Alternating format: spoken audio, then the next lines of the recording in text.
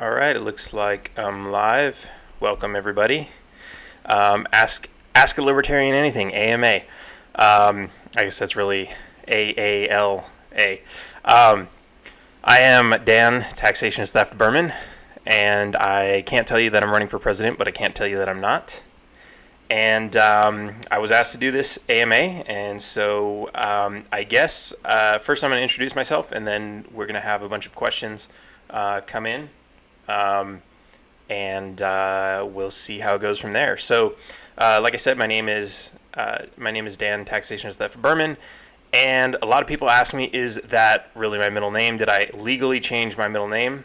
And of course, my answer is yes. It is lawfully my middle name, but it is not legally my middle name, because in order for it to be legally my middle name, I must ask the government for permission to be called something else. And of course, free men don't ask for permission. So it is lawfully my middle name. It is not legally my middle name. An important distinction that that few recognize, but it is very important in the law. Sorry if I think my volume might be a little bit too high. So I've been, I grew up in California, and I was exposed to mostly Democrat rhetoric. It's a blue state. When I was maybe my late 20s, I moved to Texas, which is a red state, and I learned a little bit more there. Of course, by that time, I was already learning a little bit more about freedom and starting to move from Democrat to Republican. And around then is when I discovered Ron Paul and became interested in libertarianism. And ultimately, I found the Libertarian Party and joined them in their fight. What's really a really important distinction that I like to make with the Libertarian Party, because I see this all the time. If I used to go around saying I'm a libertarian, I ran for the Texas House of Representatives in 2014, and I would go around and I would introduce myself and I'd say I'm a libertarian. But a lot of people would say, "Oh, doesn't that mean you believe in XYZ?" And they'd start coming up with all these crazy things that they think libertarians believe in. So I actually stopped running around telling everybody that I was a libertarian, because the reality is, even if you do that with the Democratic Party or the Republican Party, these are groups of millions of people. And the reality is they're not all the same. They don't all believe in the same thing. And they might have a specific platform, like the Libertarian Party has its platform. But the reality is, even within the Libertarian Party, even if you go to the conventions and there's just about 1,000 people sitting in the room, all the elected delegates, they do not all agree on that platform. There are plenty of people who want to remove things from that platform and plenty of people who want to add things to that platform. And it's not 100% agreement on what should be added or shouldn't be added. Sometimes the fight is over where the comma goes or whether the comma should be there at all. So to say that somebody is a libertarian, I feel this gets into the generalization, the labeling of people that ultimately becomes destructive to a society. When we say, "Oh, you're this," well, that doesn't necessarily mean to that person what you think it means when you say it. So that's a pretty important distinction. I like to put up there. Taxation is theft is, of course, I've got it everywhere. It's on my hat. It's my middle name. I started doing these I think I started this at the 2016 convention. It's a little rubber stamp that you can stamp all your bills with. I don't have any of my bills on me. And I also started this other thing where we got these $100 bills that you can drop on the ground and they look real, but you pick them up and it's like, "Ooh, I found $100. And it's funny to watch people pick these things up because they do all kinds of weird stuff. And on the inside it says taxation is theft. And you can get all these little goodies over at taxationistheft.cards. I have an entire online store with shirts and hats and all kinds of other stuff. Not this hat, sorry, you out of luck on that one. This is, I think, a very, very important part of the free thought and libertarian movement, whatever you want to call it. Minarchists, anarchists, we're all fighting for less government. And ultimately, and we all disagree on how much less. Some of them want it all gone. Some of us want less of it. Some of us just want to get rid of the IRS. But the reality is, taxation pays for all the things that we don't want, literally. Because the reality is, if we did want that program, even if you're a minarchist and there are certain government programs that you do want, those programs you would pay for voluntarily because you want them. You would give them money, right? But when you have a gun to your head and you have to give over money, what does that pay for? That pays for the things that you don't want, right? And so this is really interesting. And I've had a lot of discussions with a lot of people because I walk around with this hat everywhere. And I've had, Democrats come up to me, you don't really believe in that, do you? And I tell them yes, and we get into a discussion about what is theft. It's taking property that doesn't belong to you without consent or sometimes without the knowledge of the person that you're taking it from. And a lot of times they say, but I like paying my taxes. I like the roads and the schools and the police and everything that it pays for. And I tell them, well, okay, that's great. You can continue to pay those. But I don't like a lot of those services. I don't like the police that go around and kill people, and I don't want to pay them. Maybe I'd pay for, if I could pay for the police directly, and I could say, okay, I like this police department. They keep my city safe, and they don't go around shooting random people's dogs. I might pay them. I might give them money. It's like hiring security for a private building, or you hire ADT to watch your house. I might pay for that. But when they come to my house, they put a gun to my head, they say, give me a third of your income, and they take that money, they buy bombs with it, and they drop them on innocent women and children on the other side of the world. And of course, this is where the Democrats get in. Well, I agree with you there. I don't like how our tax money is being spent. But the reality is you're being forced to pay for that because you're being robbed. If you had control, if you were able to say, look, I don't like where you're spending this money, I don't like the bombs you're buying, I'm going to stop giving you this money. If you did that, they would have to stop. Like, they wouldn't have any money to fund this because nobody's interested in building those bombs. We did see how much money they raised for the wall, which is a lot less than they're going to take from us at gunpoint, because there are a lot less people who want that wall built, right? Or who are willing to actually pay for it. Some people say, yeah, I want that wall built, but that's because they've already paid their taxes and they think it's free at this point. They don't realize they're going to be paying for it for the rest of their lives. They're going to be making their children pay for it. There's maintenance costs that come along with that. So with taxation, the reason I focus on this the most with my campaign, with my speech, with my websites and everything, with my podcast, is because this is kind of like the gateway drug to the rest of bad government. If we didn't have to pay all these taxes at gunpoint, we wouldn't have all these bad government programs. I guess that's all I have to say on taxation. Another interesting concept that I have is, because we get into a lot of disagreements between minarchists and anarchists, whether or not the government has a right to exist. The anarchists will say fundamentally, government by definition is the use of force, and it has no right to exist. I say technically government does not mean that by definition. A lot of people will say that the Constitution is bad, but the Constitution is not what's bad. It's what's in the Constitution that's bad. The Constitution allows the use of force for immoral purposes. Taxation, that sort of thing. You arguably there's slavery, there's head taxes, there's all kinds of things that were in the original Constitution, even before the income tax. But at the same time, it does put some pretty good limits on government. So it's not perfect, but does it have a right to exist? The reality is, and this gets back into labeling and what do words mean, right? The reality is, if you have an organization, government is just an organization of thousands, hundreds of thousands of people doing something. There's a hierarchy. They do things. There's a crime. We put somebody in jail. Oh, there's a war, we send some bombs. This is what they do. Oh, there's a tax, we're going to collect it. It's just a group of people following orders, doing what they're permitted to do by the people who gave them permission. Now, if this organization, and if everybody in this organization understood what people's individual rights were, and that as actors for this organization were not allowed to violate those rights, then what we would see is that this government actually has a right to exist, because it's not violating anybody's rights. It's not stealing for taxes. People are giving it money voluntarily.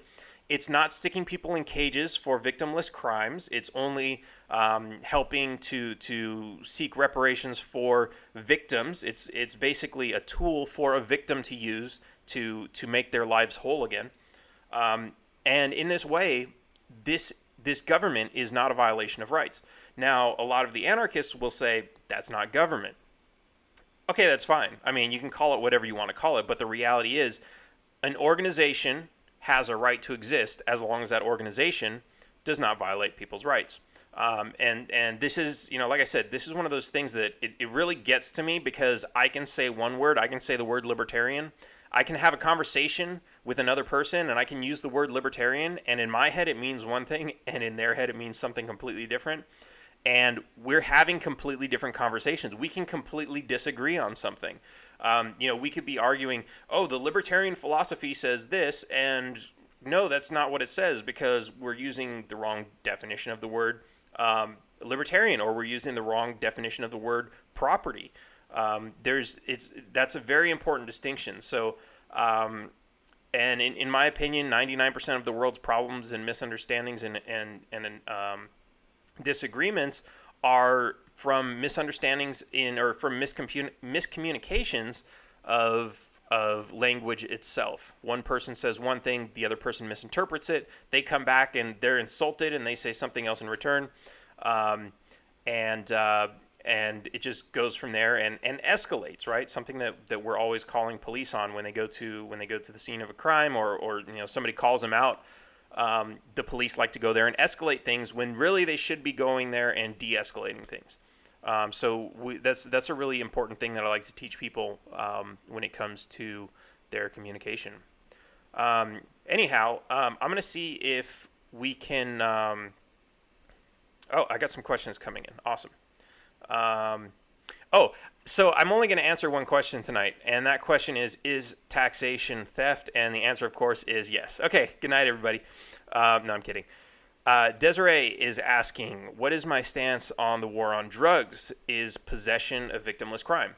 Absolutely. As a matter of fact, I have a website, legalizedpineapplepizza.org. The war on drugs is... If you look historically at it, I mean, there's so many different aspects to have this conversation, but if you look historically at it, it was used as a weapon against people that certain people didn't like. So, for example, Nixon didn't like the anti-war hippies who were making his war look bad, so he said, well, they're all out there smoking pot. Let's start cracking down on that, right? That was a big advance on the war on drugs. There was prohibition with alcohol. Somebody didn't like the people who were drinking alcohol. There's really a lot of, and sometimes it comes down to, you've got these politicians who are like, oh, I need to look like I'm a morally superior person so that I can keep getting reelected. So I'm going to find something and I'm going to deem it unacceptable, and I'm going to tell everybody why they need to keep electing me so that I can make it illegal. Skateboarding has been demonized. There's so many different things. So yeah, the war on drugs it's a complete farce. It's a failure. It's taking all of our money. Again, we're forced to pay for it through taxation. If we really wanted to pay for it, we'd pay for it voluntarily. But let me say, if there were no taxes and we had to pay for it voluntarily, no one would pay a dime for it, because the reality is, it doesn't do anything. It doesn't stop people from doing drugs. And most of the horror stories that we hear about people doing drugs are extreme cases. There are quote unquote epidemics out there, but even then it's not as bad as they make it sound. And the reality is, yeah, people are taking too many drugs and they're going crazy and doing stupid things and killing themselves. But hey, people are doing that with alcohol too. People are doing that in cars sober. Some people just have mental diseases, which arguably an addiction to drugs is a mental disease. There's so many different ways you can look at it. People are people. The world is a dangerous place. But for us to try and regulate what people are allowed to do with their own bodies is a complete... it's a complete assault on our individual freedom. If I actually I got stopped by the police one time for driving without license plates because I don't ask for permission, and we got into, it's funny because, this was on a road where they're always looking for drug traffickers. This was like on the drive from McAllen, Texas up to San Antonio. It's this big open drive where there's, from the border, it's actually pretty easy to get across the border because there is no wall, all this other stuff. But the thing is, to get from any of these border towns into like the rest of the U.S., like San Antonio, there are only a couple roads and they all have checkpoints on them. So it's actually really kind of difficult. So on this road, they're always stopping people looking for drugs because it's a major drug trafficking route, supposedly. Now we know all the stuff's coming from Colorado.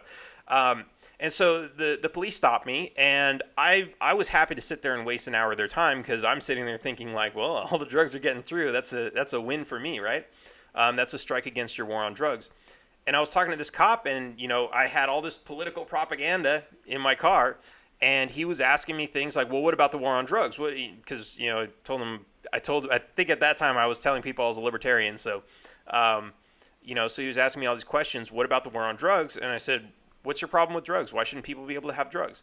And he gave me a story about, the week before that. He says, look, a week ago, I got a call to a house. I went out there, and there was some guy strung out on meth breaking into a house. He's in the house.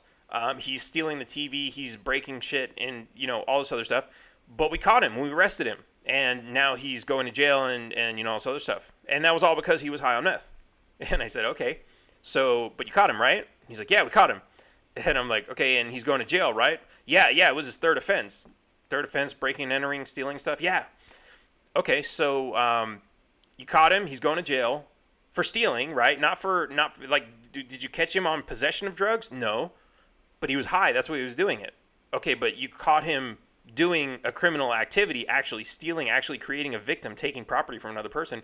You caught him for that. You're prosecuting him for that. He's going away to jail. What's your problem? Well, he shouldn't have been doing drugs. Well, how do you know that if he didn't have drugs, he wouldn't have been doing that in the first place? I mean, you can't know that. And what if he had been doing drugs, but he had plenty of money to pay for his drugs? Maybe he had a rich dad. Maybe he had a job and he's managing his addiction and he's able to sit on his couch at home and not bother anybody and do his drugs. Would you have a problem with it then? And of course, this guy, he's like, well, I guess not. But, and so it's really interesting that, people's fears about drugs are the consequences of it. But the reality is these consequences can be dealt with on their own. They're really separate from the actual drugs. Could they be a cause of the drugs? Sure. But could car accidents be caused by coffee because people are all like hyped up and jittery while they're driving? Maybe. That doesn't mean we should be out banning coffee. Every little, it might make a little difference, it might make a big difference. But we shouldn't be prosecuting people for putting things in their own body. Like I said, the world is a dangerous place that we have to live in with a bunch of other people. We can't control everything. There are dangers out there. Even if you got rid of all the guns, all the drugs, all the all the disease, the world's not going to be a safe place. We have to understand that, and we have to live our lives accordingly instead of trying to fix all these other problems, because otherwise we're just going to be running on this hamster wheel trying to solve all these problems that can't be solved. And what kind of a life is that? Why not just sit back and enjoy life, understanding that there are dangers that we should just be on guard to avoid. Possession is a victimless crime. Is possession a victimless crime? No, it's not a crime at all. Let's see. Andrew is asking, do I support the border wall? Absolutely not. And I know this is another one of those things where there's a million different ways to have this conversation. Ultimately, for one thing, 80% of illegal immigrants didn't walk across the border. They came by plane and they overstayed their visa. Walking across our border's so big, and we have so much technology that this is completely stupid. I saw a statistic that it was a bell chart of the number of illegal crossers apprehended. And over the past 10 years, it's been on a steep decline. And of course, somebody in the comments is saying, oh, well, that's just how many they caught, as if they're catching less now. That doesn't make any sense. They have insane technology along the border. I go back and forth on the border all the time. They have infrared cameras, they have drones, they have all this surveillance technology that it is practically impossible for I mean, it's not impossible, but it's more and more and more difficult for people to just walk across now and make it through, like I said, these places where the checkpoints are, because they'll see people walking out in the middle of the desert, or the middle of the fields. They'll see them with infrared. They'll see them in the middle of the night. It's more and more difficult, and the numbers are dropping. They're able to catch more people, and the numbers are still dropping. That means it's less of a problem than it was 10 years ago. So the fact that like now everybody's finally like, yeah, we're finally gonna build a wall. It's like, okay, like, so what?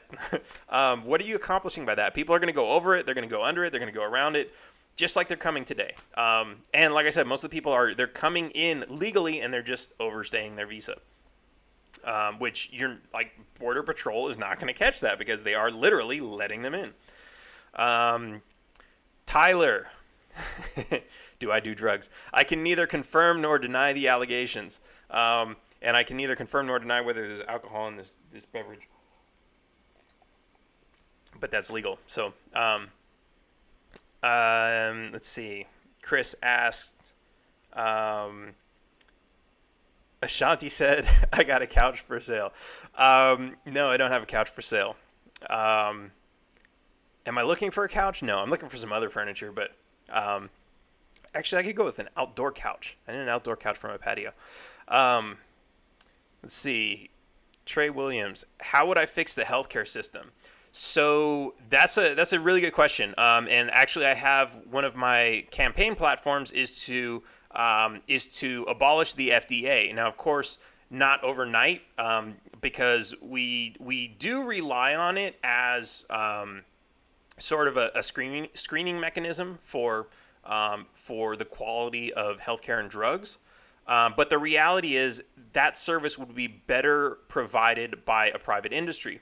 So while I don't want to get rid of that overnight, I would say the best thing to do is prepare everybody for a private sector to replace that. And, I would not prosecute any company that sells unapproved, FDA unapproved products, as long as, hey, at least you're not telling people, you're not lying to people and saying this is FDA approved. Like maybe you say something on the label, this is not FDA approved, use it at your own risk. Because ultimately there are people dying because they don't have access to medication, because it's still in the experimental phase, and the amount of money that it costs to go through that system is ridiculous. I was reading a book by Dr. Mary Ruwart. I have it on my shelf over here somewhere. Death by Regulation, and she points out, she's an actual medical researcher, and she points out that 80% of medical innovation is lost because of the FDA, because it's so expensive to get these medications and procedures through the approval process. And there was actually, this one like totally fucking blew my mind. There's a process, I don't remember the exact details about what it was called, but there was a process where somebody's sick, they extract cells from your body, they put it through a process, they somehow turn it into stem cells, they create some magic elixir out of it, they inject it back into your body next to like a damaged part of your kidney or whatever, and it magically regrows because of the stem cells. This is a procedure that's taking one part of your body and sticking it in another part of your body. It's a medical procedure. It's kind of, they do stuff like that all the time. They take skin off of one part and put it somewhere else, or they take fat cells or muscle tissue. But for some reason, when you take it out of the body and you process it and you want to put it back in, now it's considered a drug, and the FDA prohibits you from doing that. So this procedure, which could save people's lives, is basically illegal, and no doctor that wants to be able to do that is willing to go through like the hundreds of millions of dollars that it takes to get that process or to become FDA approved to be a manufacturer of this drug. That's fucking insane. So the first thing that I would do is say, look, we need private companies to start saying, hey, we're gonna start competing. We're gonna say, hey, we have a different procedure for verifying whether these drugs are good or not, and we're going to stick our name on the label. We're gonna say it's not FDA approved. It's something drug something DA. approved a different logo, and that logo is going to say that, hey, this product is okay to use. And if you trust that logo, let's say a scandal comes out, right? Because this company approved some drug and now it's killing people and now it's on recall, that company is going to be afraid of that. But what happens when the FDA does that? Nothing, right? And they're doing that all the time. They're recalling drugs because they're killing people. And what do? Well, I'm not going to trust FDA drugs anymore. No, because that's all that's there. So they don't really care. They'll approve some of these drugs, and there are no consequences for them. But if there was a company that their entire business model is dependent on the fact that they're trustworthy, they're reputable, that every drug that has their label on it has to be safe and effective, or at least safe, then they're going to put a little more caution into that. But at the same time, they might not put the same ridiculous restrictions that the FDA does to get approved. Now, and I know a lot of people worry, oh, we're going to have all these crazy drugs that are going to kill people. The reality is no. There have been studies done that say the FDA just requires way too much, and the drugs are already known to pass the test, before they get to the end. And there are other things that say, if the FDA rep just doesn't like your company because your representative went into they spilled coffee on their lap one day, you're not getting approved just because they don't like you. And if you come out and talk shit about the FDA, then publicly, then it's like, forget it, you're going out of business. So that would be the first place I would start with that. The reality is, I just want to say one more thing on that. The reality with the healthcare system is everybody's really obsessed and focused on how do we pay? Healthcare is so expensive. How do we pay for it? We need to stop thinking like that, because the reality is if we distribute the cost, these pharmaceutical companies are still maintaining their monopolies. They're still raking us over the coals. They're making a shit ton of money, and we're all just distributing that cost so that we can all share the payment. That's no good. What we should be focusing on instead is we should focus on the cost itself. Why is the cost so high? Why are these companies making such high profits? And I know they say they need those profits because that goes into research and development, but the reality is the research and development shouldn't cost that much, and it wouldn't cost that much if it weren't for the FDA. But aside from that, if we focus on lowering the cost by introducing competition into the marketplace, we wouldn't be so worried about healthcare costs. I've gotten healthcare in Mexico, and I've seen how their system works down here, and it's not perfect. But the reality is they don't have the monopoly here on the drugs and on everything. They don't have, when you go to a doctor, they're not required to jump through so many hoops just to get you in the door. Like, for example, I went to a doctor down here to check out, I had an infection in my eye. I didn't have to go through 3 nurses. I didn't have to fill out all this paperwork. They didn't have to put all my information into a computer that had to be secured by their, whatever the regulations are for that. That costs those organizations lots and lots of money. And I paid, it was 50 pesos. It's like $3, to have the doctor look at my eye. And he didn't check my blood pressure. He didn't run labs. He didn't do all this other stuff because he knew, oh yeah, I've seen that before. I know exactly what that is. Here's a cream. Go put it on. That's it. He didn't go through all the other hoops that normally they make you go through because that's required by law and that's just part of the procedure. They have to know your weight. They have to know your, like, all this other stuff. We didn't go through that because it wasn't necessary. And because of that, the cost is a lot lower, and he can see a lot more patients. So like I said, it's not perfect. And I wouldn't probably go to a $3 doctor if I was having a heart attack. But when you consider that, like they say, when everybody has free healthcare and you can go to the doctor for any reason, and oh, you've got a runny nose, now you're going to the ER. Like, all this, everybody piling in on there is creating more cost, because now you're basically saying whenever you have a runny nose, you're going to the Ferrari dealership and you're getting Ferrari level medication, when the reality is you shouldn't be going there. You should be going to, like, the little cheap corner doctor that only charges you a couple bucks to say, oh yeah, it's just a cold, here, take one of these. We're limiting our resources there. Let's see. Connor James is asking, is this the couch auction? I feel like there's an inside joke that I'm missing out on. Andrew, so it's okay for illegal immigrants to take our jobs, and it's okay for the actual taxpayers to pay for housing, schools, health care for all of them, rather than giving our veterans health care. Okay, that's a fair question, and I know a lot of libertarians get pissed off when those types of questions are asked, but no, it's actually a fair question. So let me try to address each one of these. So, is it okay for illegal immigrants to come and take our jobs? First of all, they're not your jobs. You don't own those jobs. You don't own those businesses. They're not your jobs to give. Those jobs are not created with the intent that they are solely for American citizens. The same way that an American corporation creates jobs overseas because those people are there and not here, they're not creating those jobs for those people overseas. They're just creating them in another place where people are willing to work for less. They could move that. They could move a factory from China to Thailand to wherever they want, to Russia, to South America. They can move it wherever they want. Those jobs do not belong to anybody. And to think this way is really, like, if you think about it the same way, you could say, okay, what if why don't we look at the states that way? Why don't we say, okay, well, there's a company in Texas and they have jobs.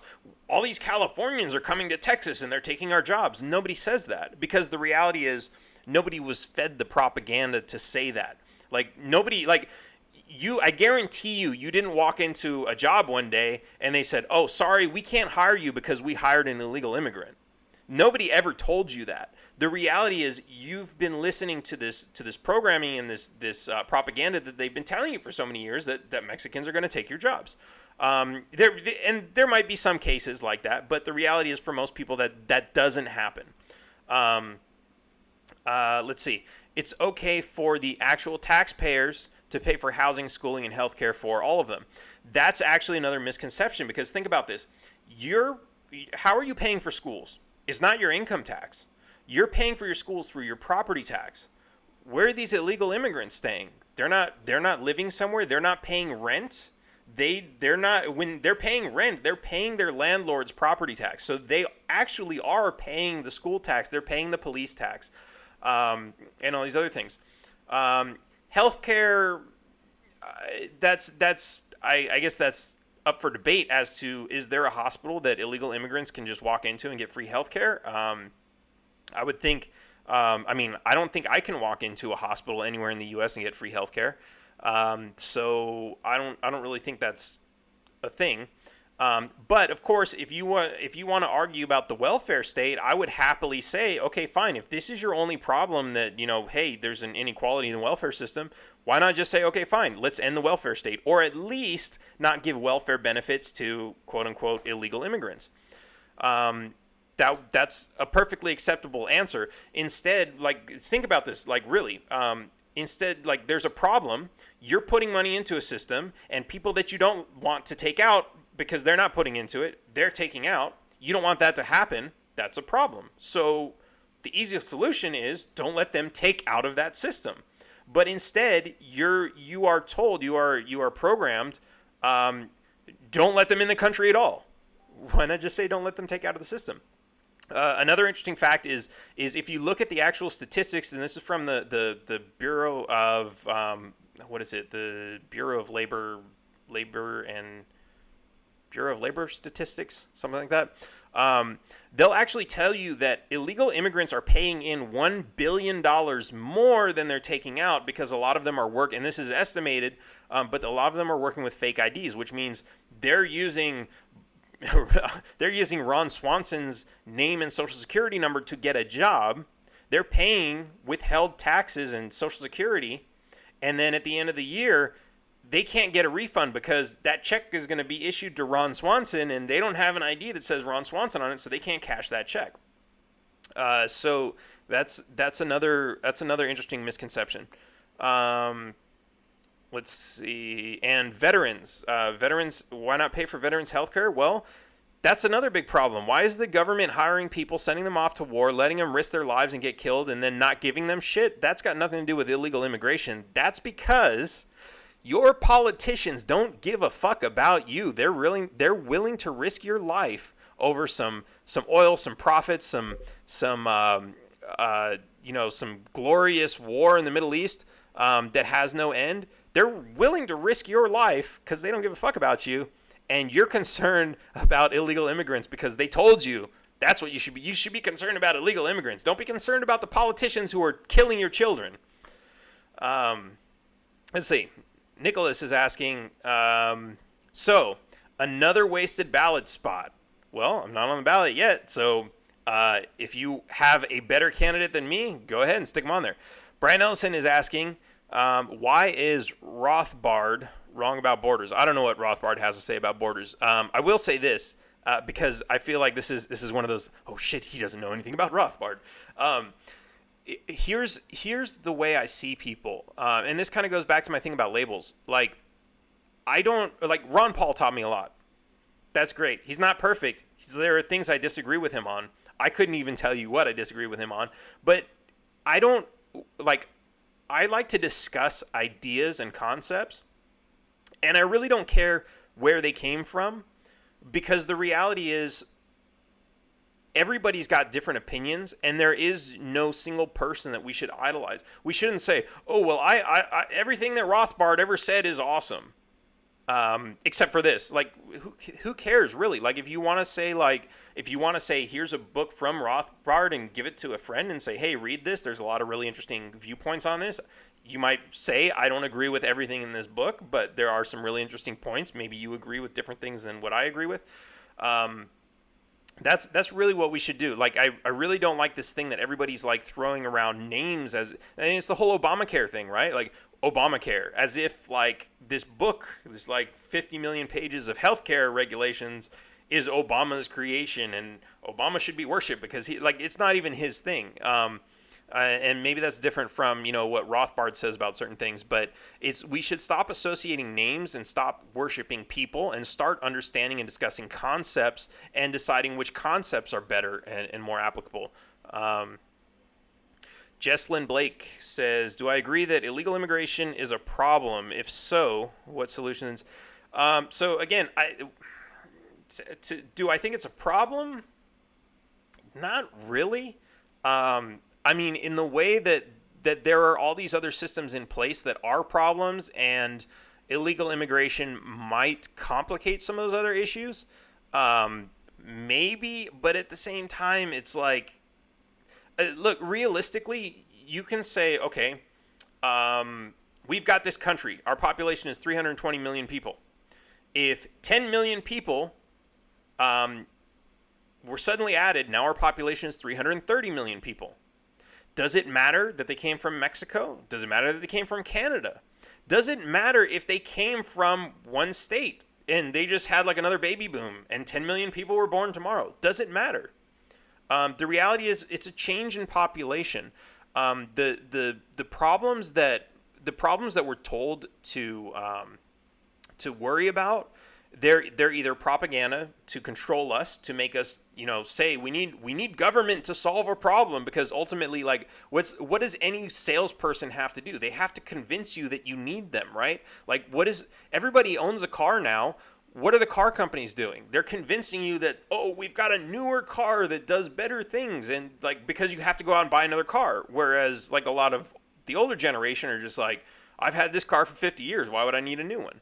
If they want to keep selling cars and everybody's already got them, they need to convince you some reason to buy it. And so it's the same thing with government. If there are no problems in the world, what does the government have to sell you? They have to sell you solutions to something, right? So they create problems. Yes, there are real problems in the world, but I don't think that illegal immigration is an actual problem.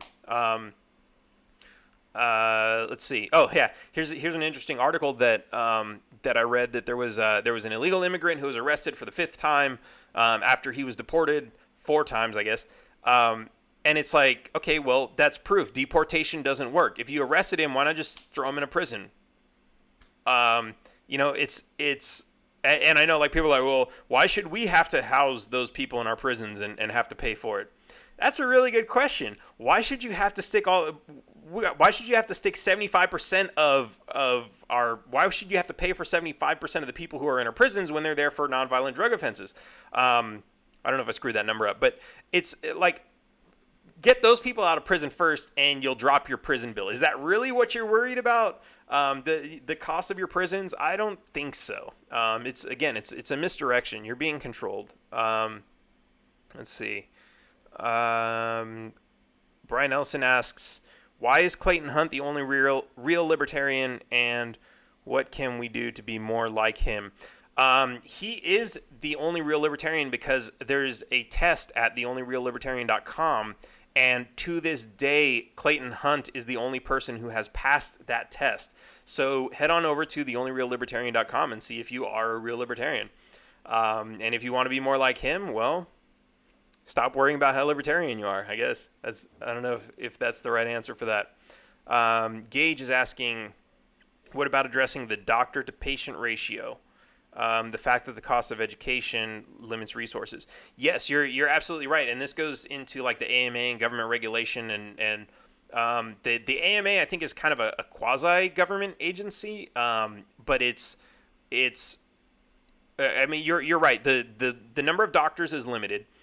There are actually the way it works is you've actually got doctors in other countries who they're completely competent doctors. They can perform heart surgeries, brain surgeries, whatever. They can, they can act as doctors. And especially like I said, there's different grades of doctors. Like, you don't need 10 years of medical school to be able to diagnose a cold or, an ulcer or something like that. So for your what do they call it, general practitioner, you might not need as much, but you might, they tell you to go to a specialist afterwards, right? So a lot of the more costly doctors are specialists.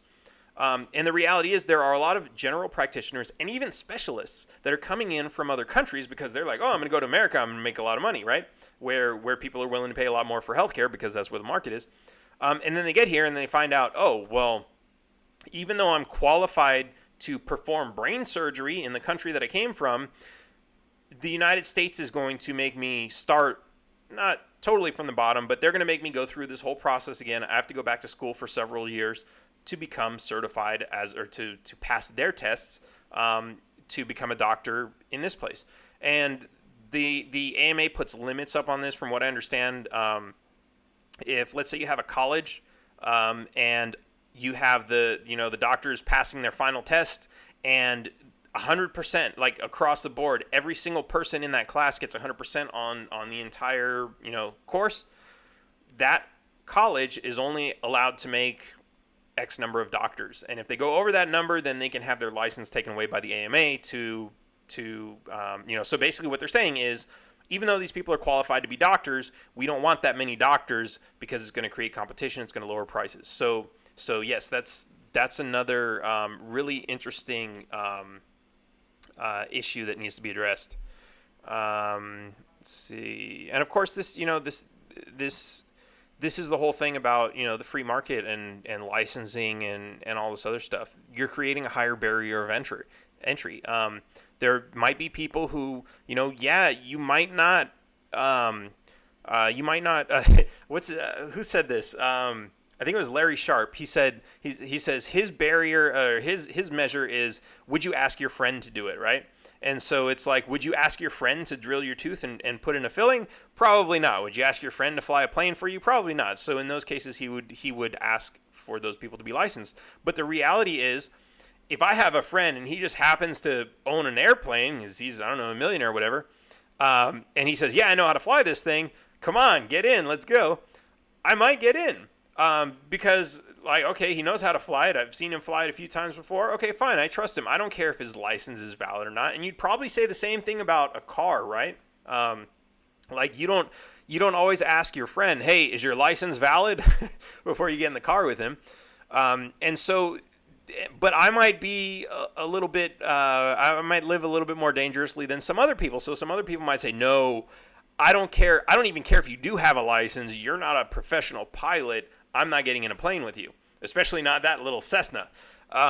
So it really depends on what people's levels of comfort are. And the reality is, when you have an airline company, let's say there was no FAA license for being a commercial pilot, these commercial airlines would not just hire anybody to fly these planes, because they know, well, hey, if somebody crashes the plane, that's going to be a huge lawsuit on our hands, right? So they're gonna want some degree of assurance that this person knows how to fly the plane.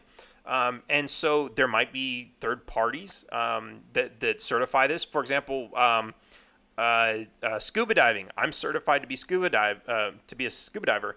And that was done through a third party organization. And I thought there were 2 or 3 of them. I just found out there's actually like 20 or 30 of them around the world that will certify a person to be a scuba diver. And what this means is you're able, depending on your degree of certification, you're able to go anywhere in the world and say, hey, I have this card that says I'm certified by this company. It's not a government thing, but it basically says, okay, I can rent you my equipment. I can give you a tank, and I can take you on a boat and drop you out in the middle of the ocean, and I don't need to supervise you and worry that you're going to kill yourself because you are certified. I am relieving myself of any liability. Versus, oh, you just gave that guy a tank and he didn't know what he was doing. You killed him. It's a private certification. So, we could see that with driver's licenses, especially when we're talking about commercial trucking or anything like that. Taxi drivers, especially we're seeing private licensing with taxis, kind of with Uber and Lyft. But with commercial aircraft, the same thing could be applicable there, and it would fix all our problems. It's the reality is we have planes landing in the U.S. every day, flown by pilots who are certified in other countries. I don't know if they're certified in the U.S. or maybe they have to be to enter U.S. airspace or something. I don't know. But we rely on a lot from other countries, which, as a matter of fact, that's an interesting point there. I always thought this was kind of stupid. When the 9/11 thing came along and we all had to take our shoes off and couldn't put in liquids in our carry-ons and all this other stuff, that was only in the U.S. and it's still, most of those rules still only are in the U.S. When I get on a plane from Mexico to fly into the U.S., I don't have to take my shoes off. And what's even funnier is if you go to the TSA early in the morning, I don't know what they're doing right now since they're taking a nice little vacation. But if you go early in the morning on a really busy day, the TSA will actually rush you through. They'll tell you, don't take off your shoes today. Don't take your electronics out of your bag. Like, as if, I mean, look, if somebody really wanted to get through their security, and we already know their penetration tests show that 90% of guns and drugs and bombs and everything else get through those tests when they're tested by security professionals. I'm not saying you should test it yourself. They get through. And so the reality is that whole thing is a scam. But if you are really concerned about that security, you can always get on a plane in another country with less security and fly into the U.S. And it's like, okay, so that's always been a thing since 9/11, and we still haven't had any hijacked planes ever since. So is this really a risk? Like, it's all, that's kind of more proof that the whole thing is all smoke and mirrors. Joe's asking, how would I suggest reverting back to privatized monetary policy? So the very first thing I would do, as always, is I would say we need to, the very first thing to do is destroy the government's monopoly. Allow people to start creating competing currencies. Bitcoin is out there, which is great, but the reality is it's not. What's the word I want to use for this? It's not as free and open and as available. It's not. You can't conduct business with these things as easy as you can with even cash or with money, because they don't like those systems. They put all these roadblocks in place. There's all this know your customer stuff for all these offshore currency conversion things. There's all these rules against currency conversions. There's a couple people, Randall Lord and his son, sitting in prison right now for exchanging Bitcoin for dollars, even when there's no law that said he couldn't. It's for doing it without a license, even though there is no license required to do that in the state of Louisiana. It's all bullshit, and they're putting people in prison. They're putting up like ridiculous requirements. I was actually when I kind of got into the Liberty movement, I wanted to create a gold-backed currency using creating a PayPal type system. And I found out the regulations that were required for that were insane. And I found out that to this day, since the 2008 banking crisis, I think there's only been one new bank chartered in the entire country. Meanwhile, there are still hundreds going out of business every year, or being taken over. The reality is it's monopolized. And so the very first thing I would do is get rid of all these regulations. And they say, oh, know your customer. It's to prevent money laundering. That's bullshit. The whole money laundering isn't even a crime. It's their whole thing is like, okay, there's a crime out there of people importing drugs all over the world, which, as we know, is mostly done by the CIA. Where they say that we're going to attack that problem by creating all these anti-money laundering laws, but the reality is that doesn't do anything. That really limits our ability to conduct international trade. The reality is that this is all just a ploy to get us to give social security numbers to get a bank account so they can tax us better, which a lot of people don't know. As little as it was 9/11, but even a little bit after 9/11, you could still get a bank account without a social security number, and the IRS couldn't levy it because they can only levy bank accounts that have social security numbers on it, because for all they know, it's somebody else with the same name. Anyway, so the very first thing I would do to do that is allow competition, and we'll just see what happens. And even this is how bad the U.S. wants to prevent competition. You might remember Gaddafi, who was, I think it was president of Egypt, who was trying to create a gold-backed currency to exchange oil with, and he was assassinated over that. And that was my conspiracy theory. And then, of course, Hillary's email leaks just confirmed that recently. But it's we have to allow competition at all costs, because ultimately, like they say, give me, let me print the money, and I care not who writes the laws. I think that was one of the Rockefellers that said that. Brian Ellison. Why is my logo so much better looking than me, and how much Botox would it take to make me look more like it? I've never really been into the whole square jaw thing, so yeah, I don't know. And plus, I'd have to dye my face yellow, and it could turn out bad. I might end up looking like Orange Man. Let's see. Tobias asks, politics is like joining ISIS to try and change it from the inside. Are all politicians corrupt if they are paid for by theft? So the answer is that's a really good question. So first, let me address the point of changing it from the inside, because I know that's something that is much debated, usually among anarchists who say, "Ha, idiot! You think you're going to get elected and change it from the inside? You can't change it from the inside." And there are some pretty good arguments about not being able to do that. But let me give some examples. To a lot of anarchists who say 9/11 was an inside job. Well, wasn't the tower taken down from the inside then? Wasn't that changing it from the inside? When you look at, I'll use a fictional example, Star Wars, the Death Star was destroyed from the inside. It was ultimately, they got a bomb somehow onto the inside and it set off the whole thing. And then we found out later, how did they get the schematics to know where to put that bomb? How was the flaw planted? By someone from the inside. Here's another real world example. Termites.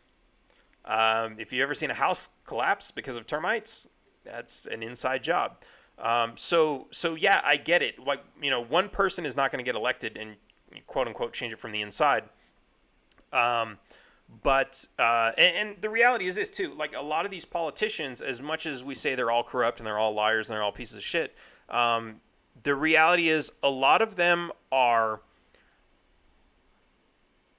I'll say some of them, at least one of them. I don't want to give an actual number because I don't know, I don't even know, I don't follow too closely most of these people, other than the outcome of their decisions.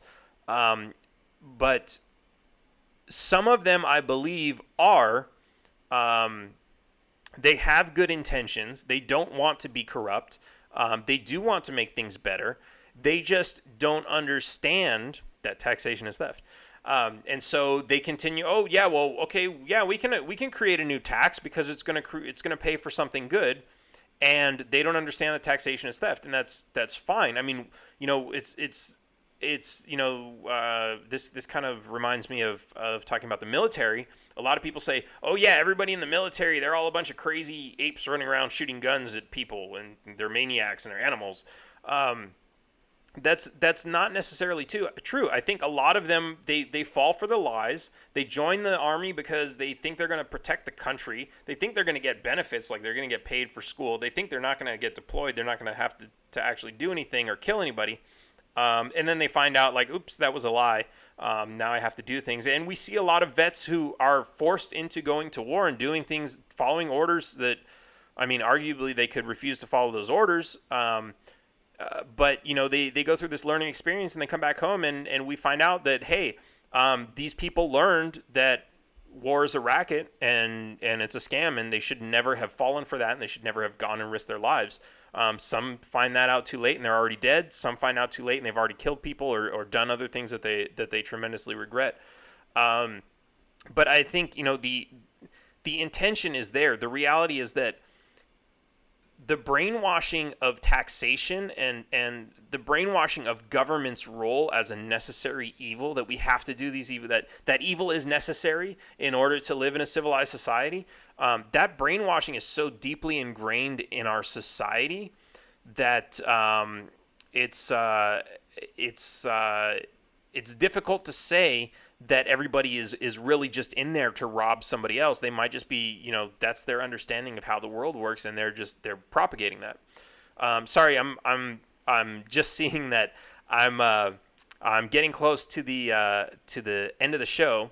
I can actually go on and keep talking for a little bit, but I just wanted to, I guess I'm going to drop in a couple plugs for everybody. So this is the Ask a Libertarian show. You can follow Ask a Libertarian on Facebook. That is, if you look at this video right here, you should see it's like a yellow Statue of Liberty. That is the Ask a Libertarian page, so go follow that. There's also my pages. I've got taxationistheft.cards. These are all in the comments. youtube.com/taxationistheft. Oops, what just happened? Facebook is terrible. Okay. Let's see. Behrman2020.com if you want to learn more about my campaign. And legalizepineapplepizza.org, of course. And the podcast, you can get the podcast in any of your favorite podcast shows. Taxationistheft.info is where I keep my blog and some other interesting things. And taxationistheft.cards is where you can get your swag and t-shirts and hats and everything. If there are, I want to say I was supposed to read a couple other links or make some other mentions. If I missed anything, guys, if you can send me that, I will make that announcement. But in the meantime, let me hit one more question. Let's see. I guess that was the last question. So I'll keep talking about government and changing things from the inside. So, and I can see Clayton Hunt is pressing the like button on rapid fire. So go visit theonlyreallibertarian.org or .com. Sorry. So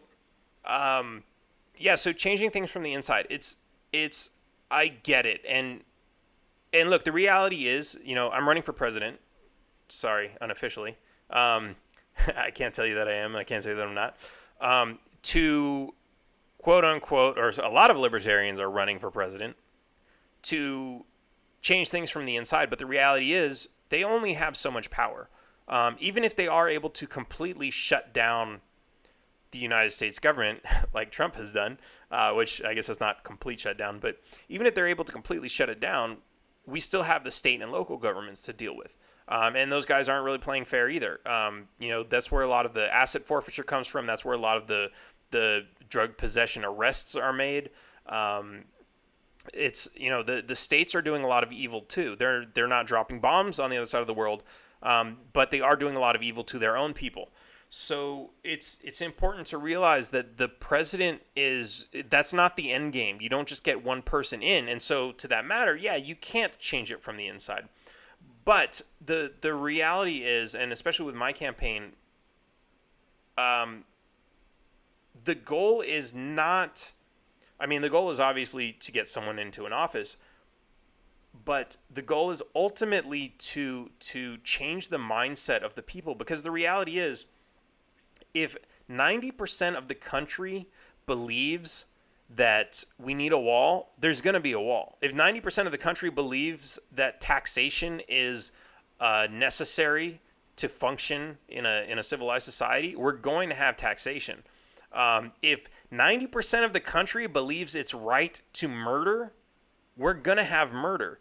That's just the way it is. And so the reality is, if we want to change the behavior of our society, we have to change the mindset. Most of the country, if 90% of the country agrees that taxation is theft, we're going to start seeing less taxation. Because yes, that's, it doesn't take that other 10%. It takes less than 1% to be all of the elected officials who are creating the taxes and enforcing the taxes. But the other 90% of the people aren't going to stand for that. When the tax man comes along, and if a tax man comes to your house and you're confident that out of 10 people on your block, 9 people have your back, to stand down against to stand up against the IRS, the tax man, to take your property, that tax man ain't getting shit. That's the reality. But the way it works now is 90% of the country believes that taxation is not theft, and that taxation is what's paying for their roads. And so if you're the one asshole on the block who doesn't want to pay his taxes, you're evil and you should go to jail. That's the mindset now. So we need to change that mindset. And until we change that mindset, who gets elected doesn't really matter. So at the same time, I do want to say this. The machine is big and evil and has many facets to it. And the best we can do is attack it from every angle. Some people can run for office. Some people can help change the mindsets of other people. These are all different things we should be doing. Some people can help spread information. Some people can, create alternatives. They can start creating those businesses that are going to compete with government and show that the private sector can do it better. These are all different ways to attack the state. And these are all things that we should be doing. There's not just one solution that we should all get behind. Like if all of us who want more freedom just said, okay, all we're going to do is we're going to get behind Bitcoin and we're going to make Bitcoin everything, that's not going to change anything. That's just one thing. Even if the entire world's currencies switched to Bitcoin, there would still be taxes. Yeah, it would be a little bit harder for them to get it. But they might start waterboarding people to get the password to your private key just so that they can take their payment. And then they're going to take an extra 20% for having to go through the trouble. Let's see. All right. Well, I guess I'm not seeing any more questions coming in at the moment. So let me see if I'm gonna see if I can find a couple more. Let's see. Oh, the Thin Blue Line game. So this is something I helped a few friends create. Which is it's really an interesting game. So it's a card game, kind of like Cards Against Humanity. But I'm not into games that much at all, card games, board games, or anything.